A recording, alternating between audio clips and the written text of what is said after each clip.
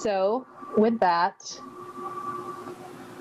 pursuant to Governor Baker's March 12, 2020 order as extended on June 15, 2021, with the governor's signing of Senate Bill number 2475, suspending certain provisions of the open meeting law, this meeting of the Easthampton Conservation Commission will be conducted via remote participation to the greatest extent possible.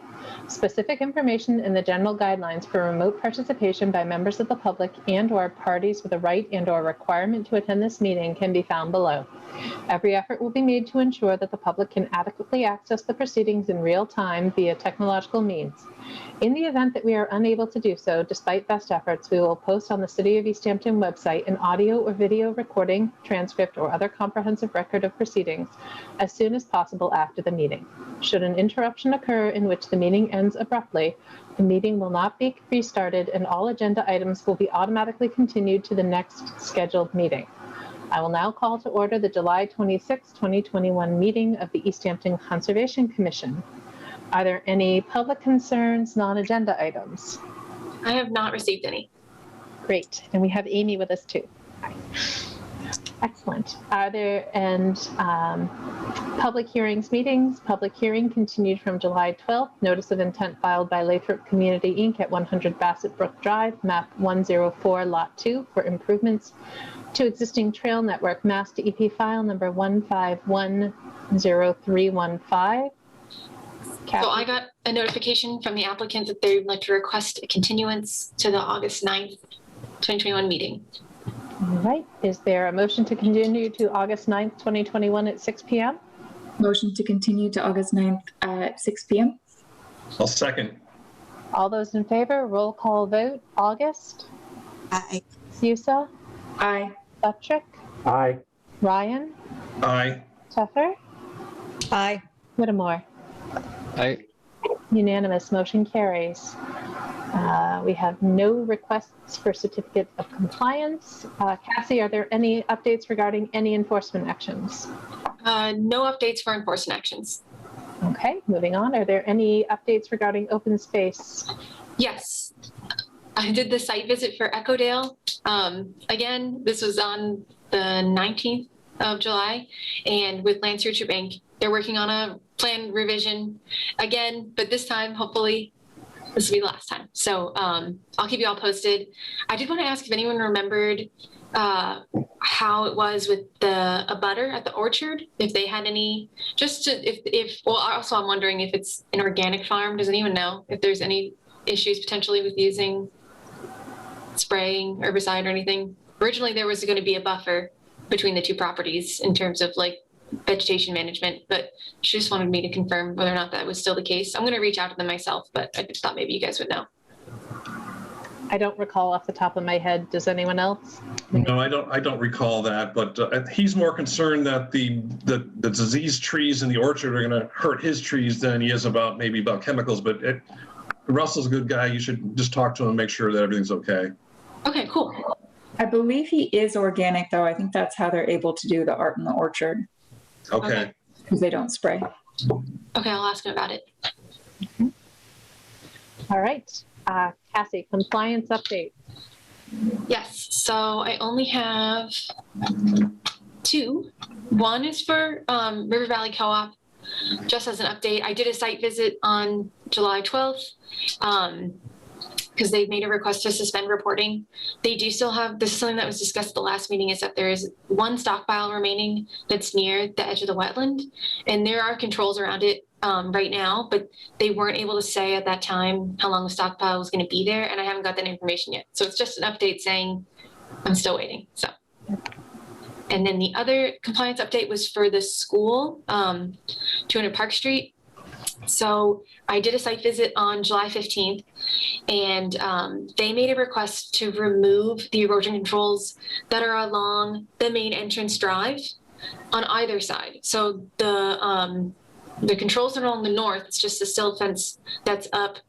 The vegetation is coming really well along there, and they're thinking it's not necessary that on the north, the silt fencing, they just want to remove for aesthetic reasons. Along the south, there's supposed to be like kind of a gravel edge along the driveway, and there's a straw wattle right now along it, and they have all the structures in place, so they're hoping maybe they can remove that to then install the gravel. And I can show some pictures for you guys. Please do, because it's hard to orient myself. I appreciate the link. It's a little challenging to orient myself. Yeah, no, it's okay. I can show you guys. Hold on.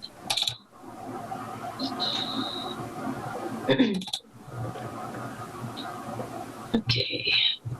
I did a site visit inside the River Valley Market. It was very nice. Yeah. I went there. I didn't get to go inside. Well, So you I should still go. haven't been inside. You should go inside. It's really done well. That's awesome. Okay, I'm gonna share my screen.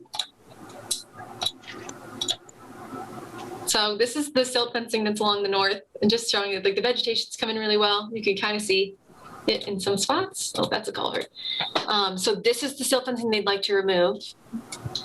Not in the area above the culvert, just along the drive. And that was for aesthetic reasons. That's above the culvert. This is the straw wattle that they want to remove to finish up the gravel input that's going here. And then these kind of basins are nice and vegetated, and it has these kind of berms along the way because it slopes down towards this area. And that's it, kind of just looking back up the drive, you can see. But yeah, they're kind of saying they need to remove the wattle to put this final gravel in that's supposed to go along here and finish this up. So they requested to remove that. This area seemed pretty stable. The source of like instability is this like ungraveled area. So they said they'd be able to get it done in about a day, I think. So the areas you've shown appear to be more than adequately revegetated based on these photos. It seems pretty robust. When were these taken? This is from I want to say the 15th. From the 15th of July. Okay. So I guess my only hesitation would be that they schedule the work around, so that it doesn't coincide. They don't remove the erosion control measures, especially this wattle that you're showing here, before a precipitation event is forecast. I don't know if others have comments that they want to add.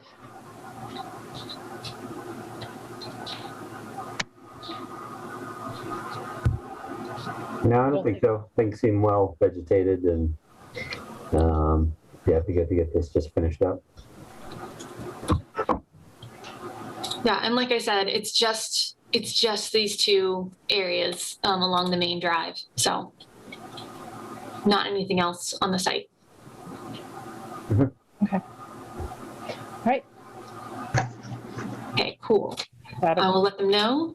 Thank you. And then, I did have one other compliance update for the bundle NOI, or bundle order of conditions for the city DPW. So this one was they would like to install, there's been a request to review a plan to install flow device at the culvert on Nonotuck Park that White Brook flows through, because they have a beaver problem. They put through with the health department to do trapping of the beavers as well, but they might just come back. So they want to put in a flow device. I wasn't sure it was covered under the bundled notice of intent. And the reason I'm saying that is because it mentions only the release of beaver dams, but not the installation of a new flow device. There appears to be something under, is it category 5? Work category 5? Okay. It says specifically work that does not require bypass pumping, but culvert and headwall repairs, installation and maintenance of any beaver preventative measures. Okay. So open to discussion, but I see this as a beaver preventative measure, a control device. Agree. And it's, prior notification and on-site meeting with Conservation Commission. But in either situation, commission review to determine possible need for additional filing. So Cassie, do you know what kind of means and methods are required? Do they need to bypass pump, or do they throw on waders and put the device in the water? Let me show you what they're able to send me. Make sure I have the right one. It should be confirmed, but I'm familiar with Mike Callahan and how he works. I'm pretty sure that they'll just do this with waiters on. That would make sense to me. It's not very intense, the design of it. So it's diversion fence and then showing about how it can get dammed up, but I don't know if it talks about the installation. But what I can do is just reach out to them if there's like, figure out, I can talk to them and be like, well, if there's bypass pumping that's required, then you'll need a permit. But if there isn't, then the commission is okay with it, sounds like. Right, and if they could just provide a brief summary of their, a construction sequence or means and methods, and specifically clarify whether or not there's a need for stream flow bypass pumping. Gotcha.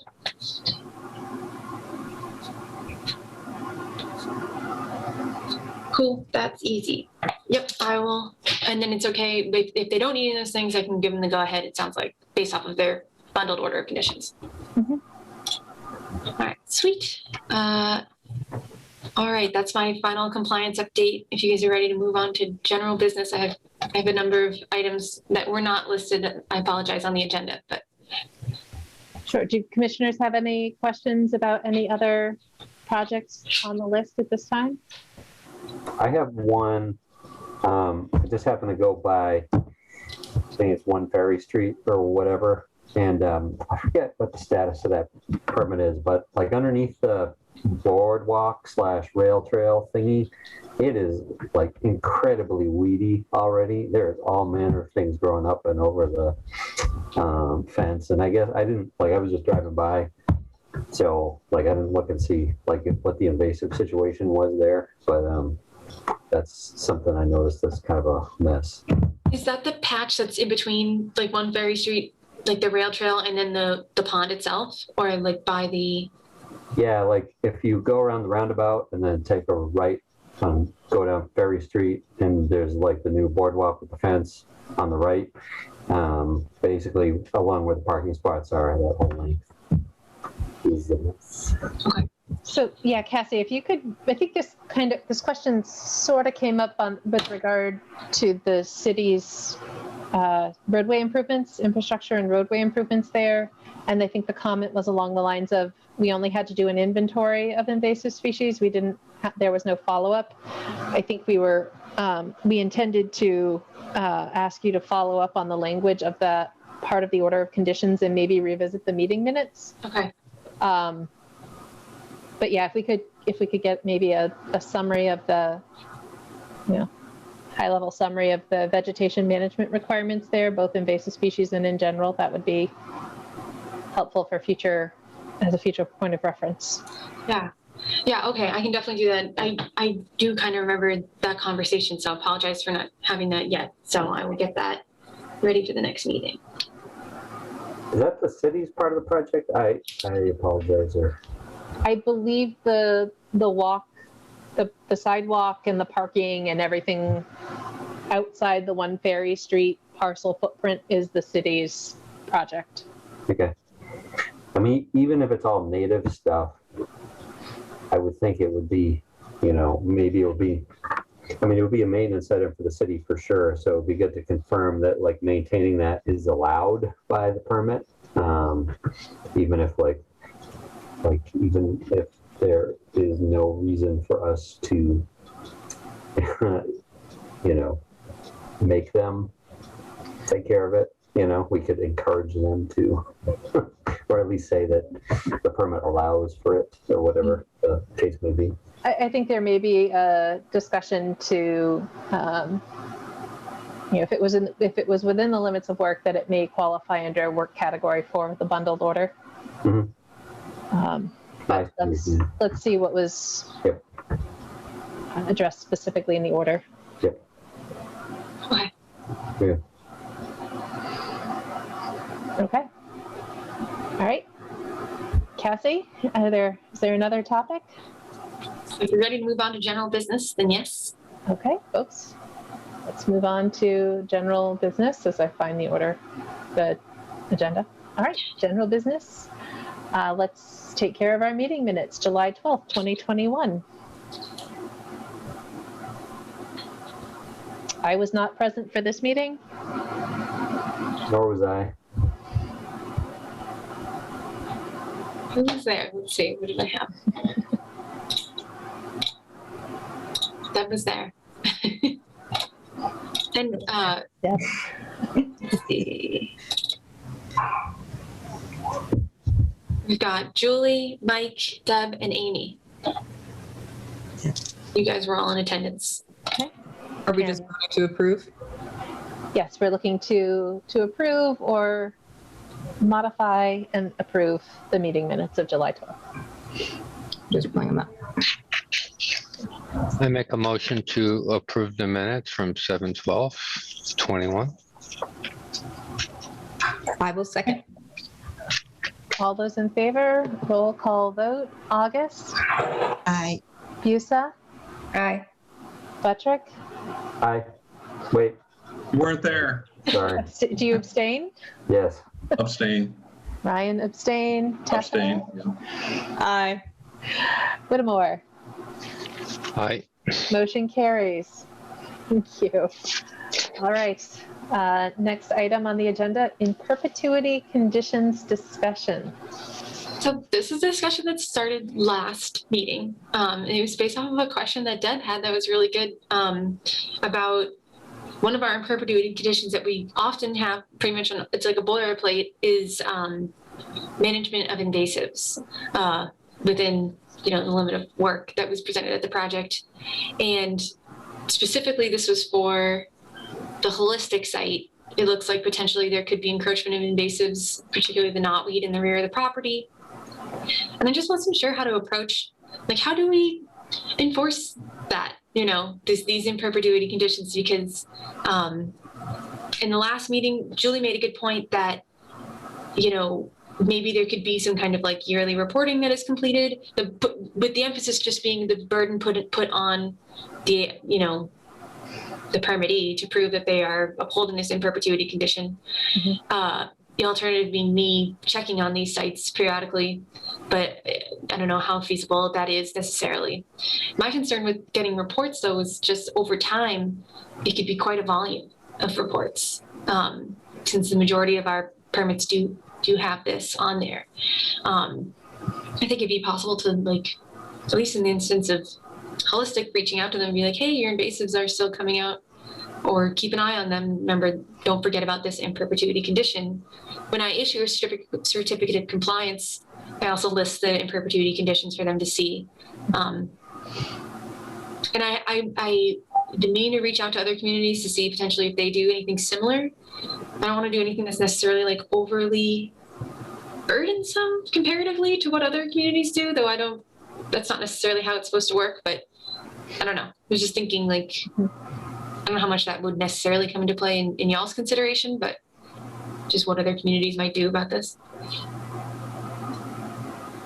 I think we also mentioned briefly last time the possibility that if we did require reporting, we could generate a template that we wanted them to follow so that we could keep the reports very brief and to the point and make sure that they're providing the information that we want and not a lot of extra material that Cassie would have to sift through. Mm. So if we did like a 2-page form and then ask for some photos, that would be fairly quick for her to review and scan over and see if there's any issues. I'm in favor of a simplified form, just so that applicants and project proponents have a reasonable expectation or understanding of what's expected of them, and that it's not necessarily overly burdensome. I also think it would be beneficial to have some sort of internal spreadsheet database. I'm not sure what would function best for this, but has the certificate of compliance been issued? Are there ongoing conditions in perpetuity? And using that as, kind of that, hey, it's getting to be October, and we're looking forward to hearing from this list of project sites project proponents to make sure that we have a clear expectation of what's coming in at the end of the year. And then I think we could maybe be clearer as well about the timing of that, you know, the end of the growing season is generally well established for the region, and, you know, add a little bit of time to the end of the growing season, and then not December 31st, because chances are fairly good we'll have snow on the ground and all the vegetation's dead, and we may or may not be able to see anything if there's a need to follow up.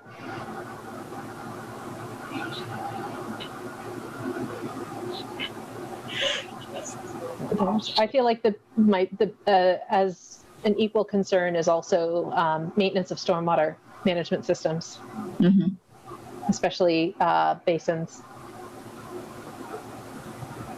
Because I feel like these things are reasonable to apply to like commercial managed properties, and like maybe, you know, association led, or, you know, association subdivisions or those kinds of things. But for single family residential properties, I guess that's where I like start having trouble, because it like gets to be very, I don't know. I would think A, it would be difficult to enforce, and B, it would be difficult to get residents like really doing the right thing consistently. I mean, on my property here, you know, it's a quarter of an acre, and I am knocking down bittersweet every single weekend. You know, and it's like, and it's a tiny property. So like, who of us are homeowners and would be like really complying with that? Julie, I'm looking at you. If it were applied to us. What'd you say, Melissa? I said, I told Julie I was looking at her. I have a personal vendetta against the invasives on my property. I take them out every day. I do too, but I can't keep up. So that's a good point. Whether it's you know, I think we do try to limit it to the limits of disturbance, the limit of work. But for a single family residential property, it may be best to limit that to the life of the order, or just eliminate it altogether, unless that's a piece of mitigation that's required, that's proposed and required as compliance with a performance standard. Because it is a good point. Like, what's the point of having conditions that the city doesn't have the resources to enforce? Yeah, I think I agree with something like that. It takes a certain level of sophistication and like understanding that like a lot of people don't have when it comes to single family residential properties that like don't have any kind of association or whatever. What about the instance though where we have a property that the developer comes and does the project, and then it's sold off to private owners, but it was a big project with significant impacts and significant invasives that we asked them to handle as part of the project? That needs to be maintained over time, or there was no point having it done in the first place. Are you talking about like for like a subdivision where there'd be a bunch of single family homes, or like? I mean, maybe it's a subdivision, or I'm blanking on what some of the specific instances were, but we had a couple recently, I feel like, where it's likely to be, you know, one or two homes in the end, but so I guess that does count as a subdivision technically, but they're going to be privately owned. There's not going to be an association. And yet there was some significant invasives or restoration work that we asked for and want to see carried out and sustained over time. And in general, that issue of transfer of ownership is tricky whenever it's a developer and then it's handed off to a different owner.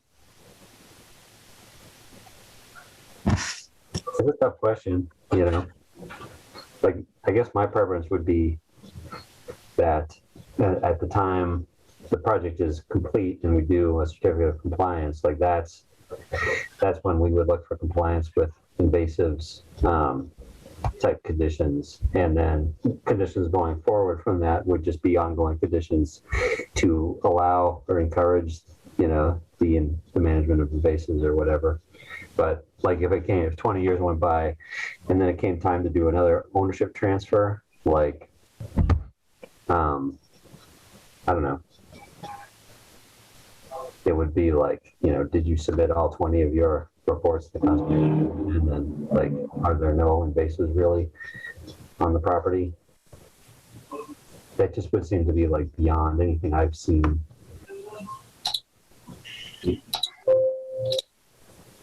What if we thought about doing some sort of time limit rather than it being in perpetuity? What if we made it like 5 years or something?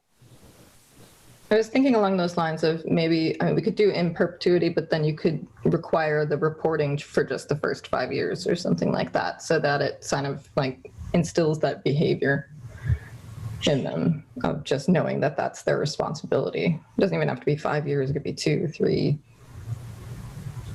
Because I think that it's the accountability side of it. I think that you kind of want people to know why they're doing it and do it.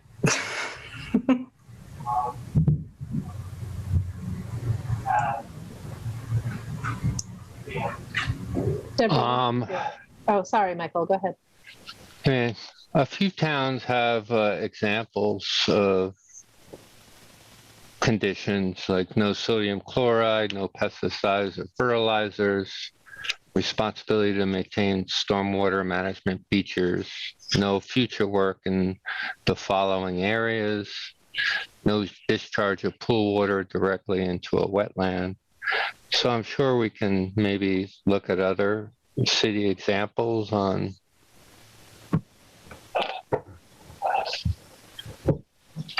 what would make sense for our city. No planting of invasives as part of a landscape, improvement. Like that would certainly be good. That's one of them, I think, that we typically put in there. Yeah. Michael, do you remember what any of those municipalities were? This was out in Boston.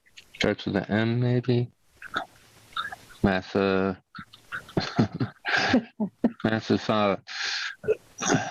Oh, Massasoit, maybe? Yeah, I think so.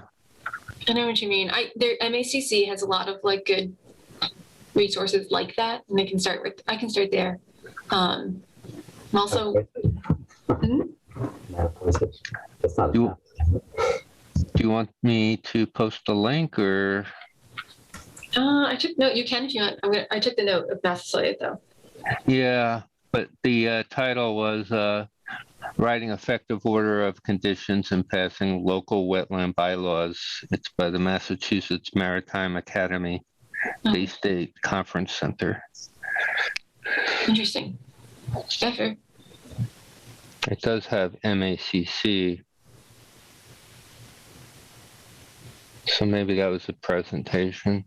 Yeah, they if it was with MACC, they save everything in their resource library, which I have access to. So I can probably get it that way. But yeah, you can throw the link in the chat, and then that'll get saved. My other question was for existing orders, or the way that it's worded now in orders that we've recently issued. Does that give me the power to request these reports for them now? Or is this something that's going to be for projects going forward? Because the way it's worded now does not explicitly reference the requirement to issue reports. Then we can't request a report. Okay, so this will be something going forward. Oh, I see it there in the chat, Michael, thank you. So something to consider certainly for the Lathrop project coming through, and there's another one coming down the pipe. So I also think the Lathrop project is likely, projects of that nature are somewhat unique. And I think it may actually be an more involved discussion at the time. Yeah. I don't think there's a blanket that's going to cover that one. That makes sense.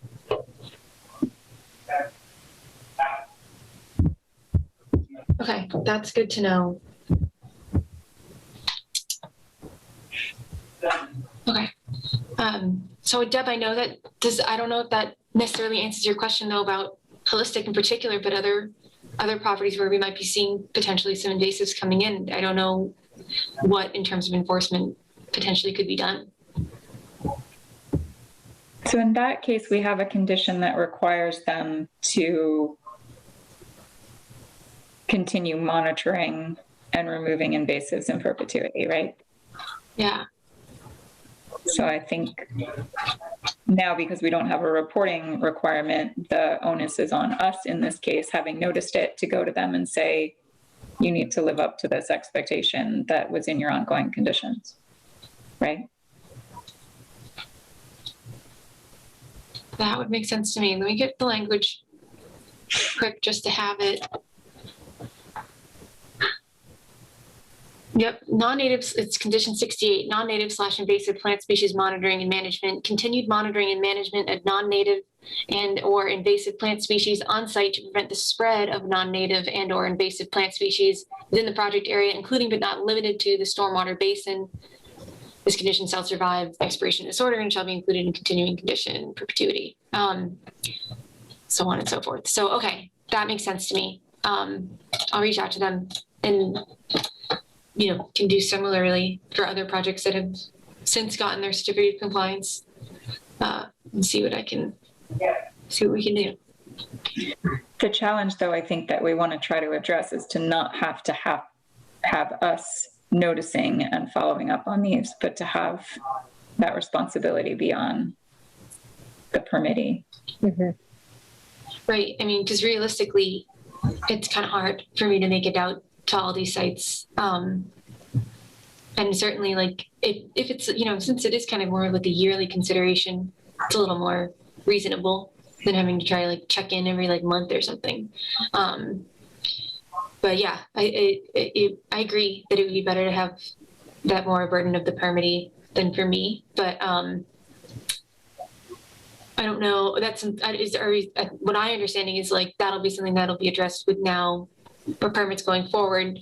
Whereas this is just the way it is for our old permits, and only if they have that in perpetuity condition, such as I just read. If they don't have that, then they don't have it, and that's it. Yeah. Okay. I really like Melissa's idea of a database or a spreadsheet to keep track of who has what and which projects are out there. Yeah. I think it takes some time to set up, but I think in the long run, it would be a very good investment of time. I actually just finished like setting that up, and it'd be really easy to add on to something I just finished doing, which is like I was able to pull all the old permits that DEP has on record and like get them all in there. So, so yeah, that wouldn't be that hard for me to do. It'd be interesting, not necessarily a high priority item, but it'd be interesting to know what percentage of orders have actually been closed out with certificates of compliance. Yeah, I need to start going through like the physical files to figure that out, but I partially have started figuring that out. Wow. So it is interesting.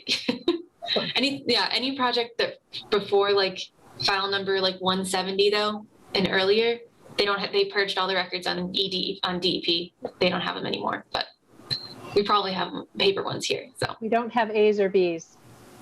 A's or B's? We don't have streets that begin with A. No, it was by name, wasn't it? I think it's names A and B. It was by names, yeah. So I think a misguided effort or unguided effort to make space in the file cabinets resulted in a purge of files for applicants with the last name or with A or B. Okay.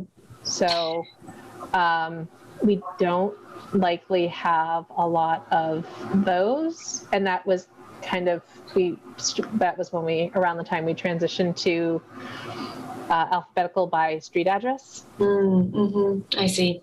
Yes. I'm sure you've realized now that I'm not going to remember who applied for what. Yeah, no, I've finished doing that. I've reorganized the physical files to be organized by street number and name as opposed to last name. So they're in that order now, which is nice, but it's good to know. Some are missing. We don't digitize anything, right? That's probably part of what I'm going to do slowly as I work through them. I'll digitize them best I can.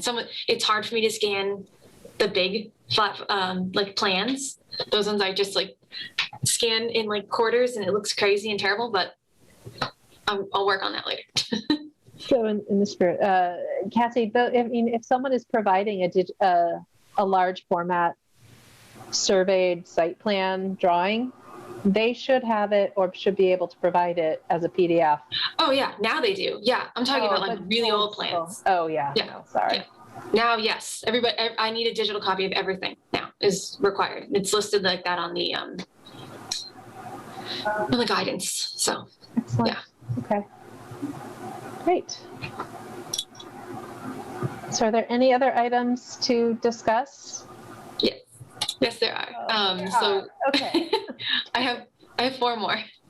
So the next one, you all probably received not long before this meeting an email from DocuSign. That was from Jeff Back, city planner.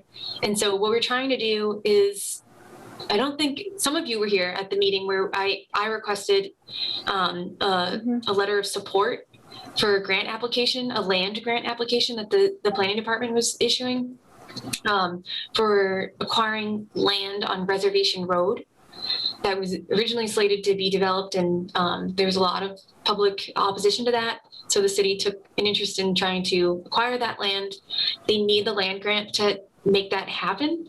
The land grant the commission, voted to issue the letter of support, and the land grant was submitted on time, but we realized that it actually needs commissioners' signatures on the grant application itself. And so that is what was sent to you in that DocuSign document. It was the last page of that DocuSign document is where he would like you to sign if it's something that you would like to do.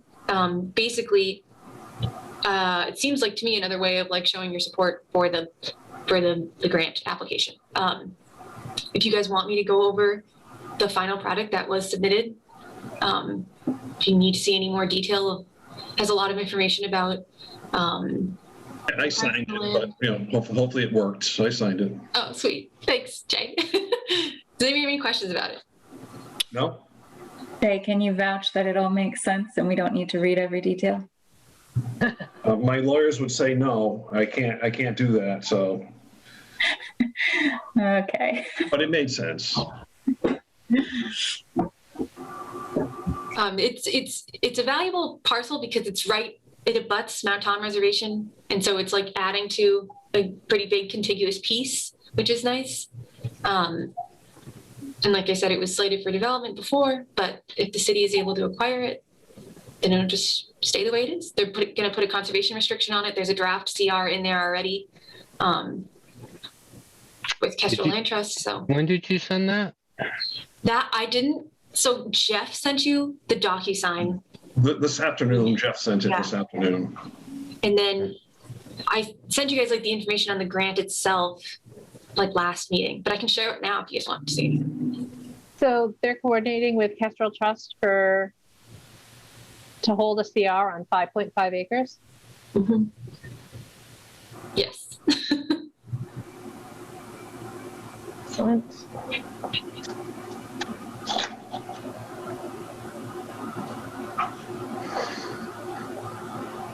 Can someone check if that was sent to me? I just don't recall. No, we can't. It's blind to. It's directly from DocuSign.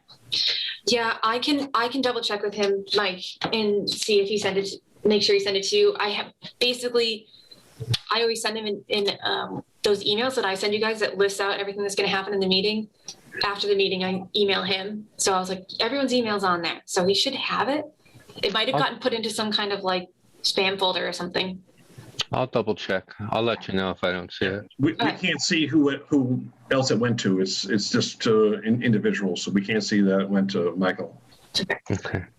Yeah, if you can check to make sure it went to me too, because I'm not sure I see it in mine. Okay, I I'll might double have check. instinctively deleted it thinking it was a phishing scam. I know it does look There you really go. like, I don't know. I know what you're saying. I agree, the way it looks. Yeah.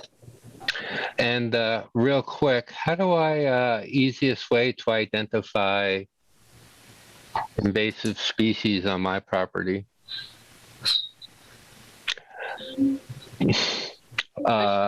Plant identification app, maybe? Yes, there's an app called Seek, and you literally just take a picture of the thing and it'll tell you what it is. And then SEEK. and just match that up with the invasive species list on Massachusetts. Yeah, Mike, send me an email about it because I can give you a bunch of good stuff on this Okay. separately. It'll be easier if I can like send it that way. Thank you. Mhm. Okay. Does anybody have any questions about this land grant? Issues about signing it or? Okay, cool. If you're ready, then I'll move on to the next. Okay. Okay, let's go. The next is renewing the MACC membership for everyone. And I can't remember if we need to like vote on that or not. I would recommend it. It's still really good. I like it a lot. I use the handbook all the time. So. And just for to remind everyone there, they do offer commissioner education opportunities through their conferences and other workshops. So we're all in. It's carried in the budget, Cassie. My understanding. So I'm all in favor. Does anyone want to discuss it further? No, let's do it. All right, check. Yeah, I don't know if we need to vote or anything. If you don't need to vote, then we'll move on.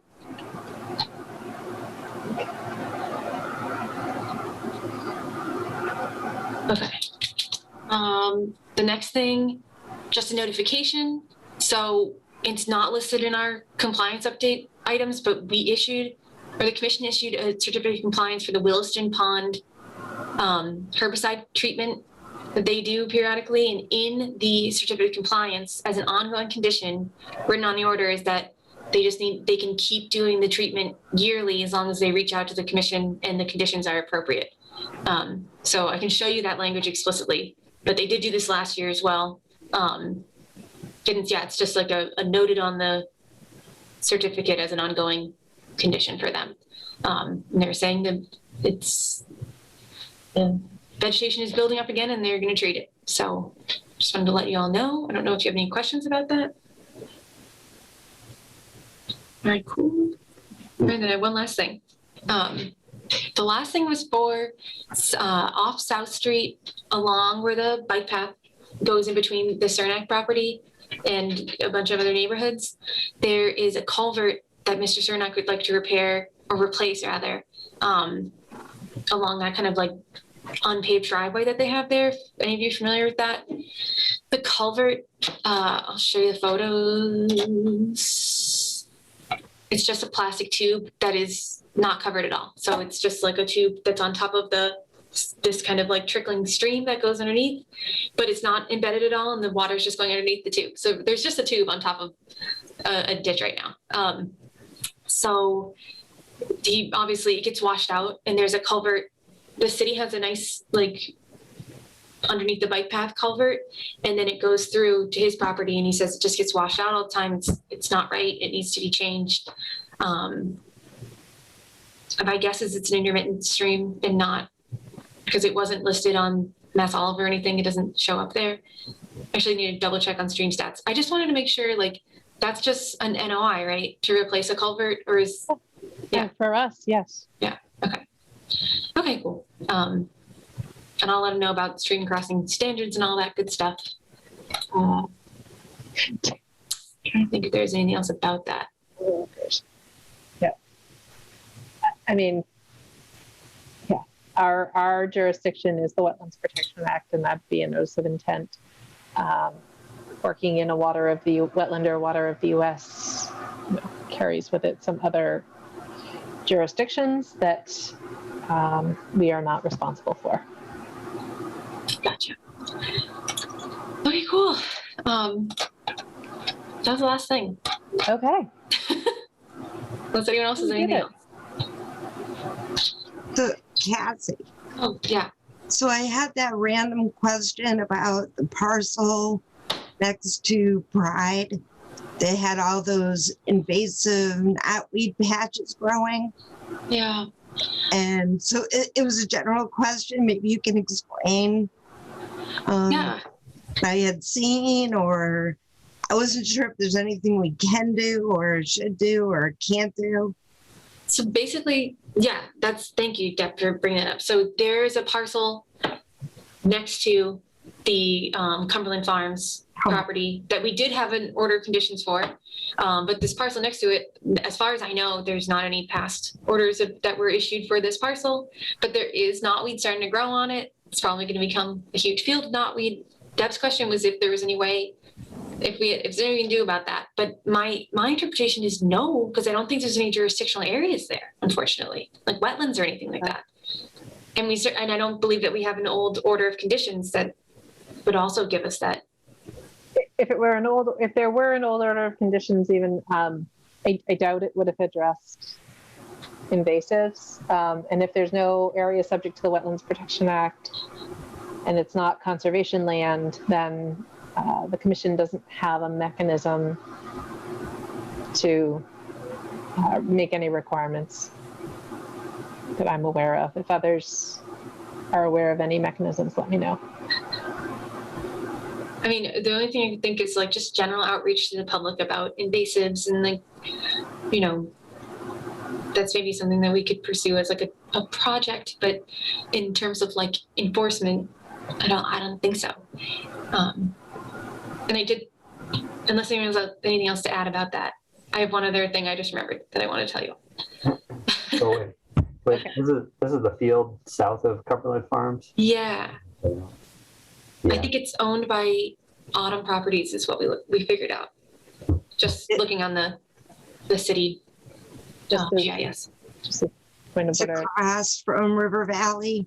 It's a big empty parcel, but this is the first time I've ever noticed there's clumps of knotweed growing. And, you know, isn't there like, there was something with Cumberland Farms? There was something, They had a sewer easement or something of that nature. So I don't know what I'm trying to recall specifically, but I'm not, maybe it's worth looking at their site plans, Cassie, and seeing. Yeah, they have a sewer easement that runs like diagonal across Autumn Properties that heads away from their property, away from the Cumberland Farms. Okay, yeah, I can look. Sorry, yeah, I remember that we had talked about that, Jeff. I can look that up and see if I can figure out maybe there's something there. There wasn't any knotweed of note on the Cumberland Farms property before it was developed that this would have spread from, was there? I don't remember anything. It was before my time. I can check and see if it's remarked upon anywhere, but. Melissa's frozen, but there was some long ongoing thing with this parcel before she and I were on the commission. Like, it was a big thing, I think, because it was still, like, people were still about it when we joined. I have no idea what it was. There used to be like a berm along the backside of the property and the gigantous like propane or natural gas tank that was there temporarily, I think. Yeah, that's correct. Yeah. Oh, Jay, that's right. Jay's an old timer in town. No, but not as long as you, but I remember when that facility was in place, that's all. You've been in town longer, probably. Yes. So I don't know. Like there might have been something with that parcel way back then, but we all just have to learn to love knotweed because it's going to be taking over the entire world, like before we know it. It's hard spots that like I go by all the time, and I'm just like, this wasn't all knotweed last year. Yeah. There's an interesting discussion generally about overarchingly like invasive management on different scales, and like how can you, what's actually effective at the end of the day, you know? But I think it's worth it to try. It's always worth it to try. So Yeah. Oh yeah, the Northampton like community gardens and the dog walk trails back there. Yeah, like that's unbelievable. It's not weed. I mean, it was bad with bittersweet before. Now it's not weed. It's like, Melissa texted that her internet has gone out, so she asked that I just take over to wrap things up. okay. Yeah, I just got a text from her as well. So, well, the only other thing I had, the only other thing I had was that I'm actually not going to be here for the next meeting on the 9th. I'm going on vacation. What? But I know. What's a vacation? What's a vacation? I have a motion to approve Cassie going on vacation. Abstain. Two things about it though that matter. 9. Me just missing out. Oh my gosh. Is one, someone's gonna have to take minutes, and two, though it'll be recorded, so maybe it's fine actually. I don't know. I guess actually it's fine because it's going to be recorded, so I can do that. But two is I'm going to log on and start the meeting, but I'll have to give it to someone else and then leave probably. Okay. So I'll figure that out probably, I guess, with Melissa. But just want to let you all know what's going on. So I don't think the commission approved. Yeah. Yes. It's not up to you. Okay. Yeah. The only other item that's going to be on the agenda besides Lathrop, as far as I understand it, is going to be 3 Mountain Road, which I'm doing a site visit for tomorrow. But I'll be sure to send all that information well before the meeting, a week before, like I've been doing. So great, thank you. Is there anything else that anybody needs to bring up? Do we have a motion to adjourn? Motion to adjourn. Second. Roll call vote. August? Aye. Buttrick? Aye. Teffer? Aye. Whittemore? Aye. Jay, I'm blanking on your last name right now. Ryan, it's okay. I didn't put it on the screen. Aye. Aye. Motion carries. Thank you, everyone. We're adjourning at 6:53 p.m. Nice. good night, everyone. Good night, everybody. Good night.